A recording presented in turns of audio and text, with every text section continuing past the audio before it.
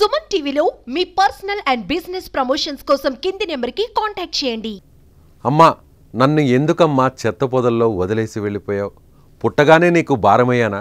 ఆడపిల్లననే కారణంగా వదిలేసావా?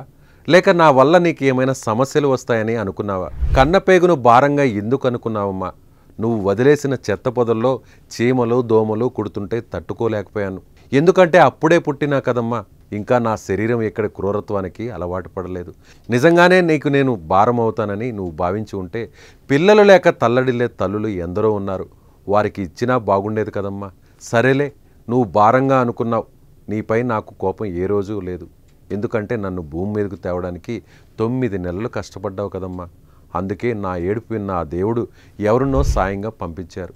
వారి సాయంతో ఇప్పుడు మంచిగానే ఉన్నా. పుట్టగానే తల్లి వదిలేయడంతో ఆ పసికందు పడుతున్న బాధ ఇది. మహబూబ్ నగర్ జిల్లా దేవరకద్ర మండలం డోకూరు గ్రామ సమీపంలో చెట్ల పొదల్లో గుర్తు తెలియని వ్యక్తులు అప్పుడే పుట్టిన ఆడ శిశువును వదిలేసి వెళ్ళిపోయారు.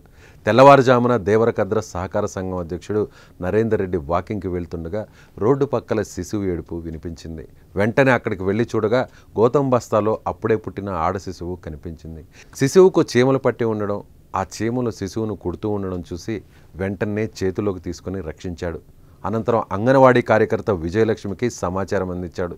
ఆమె అక్కడికి చేరుకొని పసికందును స్థానిక హాస్పిటల్కు తరలించి వైద్యం అందించింది. గాయాలకు చికిత్స చేసి శిశువు ఆరోగ్యంగా ఉన్నట్లు వైద్యులు తెలిపారు. అన్ని చోట్ల దేవుడు ఉండలేక అమ్మను సృష్టించినట్లు అందరూ చెబుతారు.